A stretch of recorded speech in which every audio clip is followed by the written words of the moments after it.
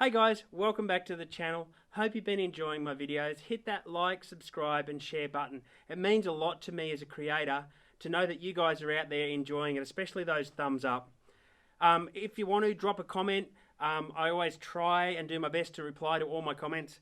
Absolutely love it when I hear from you guys. Now, if you're watching this video, you may have seen the other video that I've just put up of the unboxing of my new iPhone 14 Pro. I bought that camera because I make a lot of YouTube videos. So I thought, I use the camera to make a lot of YouTube videos. Now I thought I'd just give you guys a brief run through of the cameras that I use to make most of my videos. Now predominantly it is what is being filmed on right now, and that is my older iPhone. Soon to be the new iPhone 14 Pro filming. I've gone with that one because of the lens options and the different features that the iPhone 14 Pro can do. I also needed an upgrade in the storage, so I had to go for a larger model. Now, one of the other cameras that I use, and I probably don't use it as much as I probably could get out of it, is the GoPro Hero 10 Black. I've got a whole heap of different mounts, suction cup mounts and brackets and things. So I'll usually bolt this one on the side of the car or somewhere, or I'll sit it on the side of a track. I've got numerous tripods and things to get you that footage of the car coming past. Sometimes it's a little hard to do that, so I tend to use the iPhone an awful lot more because it's handy, it's easy to get the footage onto the computer and edit.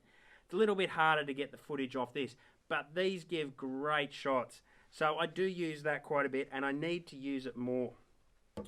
I do, however, and I have found with the Hero 10 that it does suck the battery. So I've got a little battery mount here, and I've got 3 batteries that I charge with me on the go. Now, the camera that I probably actually really like the most, even though I don't use it the most, gives those other cool shots, is this one. And this is the Insta1X2 360 camera. The lens there on both sides. Now, most of the time when I use this camera, I have my pole, and it does come with an invisible selfie stick, but I have the pole that I can screw it on, and I've actually made this pole out of an old telescopic fishing rod and glued a thread in up the top here that will take the camera for the camera mount, and it's extendable, so you can see there the thread that I've glued on. And I will hold this camera up. It gives me those shots that look a little bit like drone shots, and I can edit later on. So I can actually put it up. It's going to go way out of the screen there, but to give you an idea of the height, I'm up around 3 meters with that, and I can follow a car. I can actually have it out the window of the car and then edit the shot back later on. So I actually really like the Insta1X2 360 for getting those different shots. Now they have just released a new one. I think it's the Insta X3. Don't have the money to buy that one, unfortunately.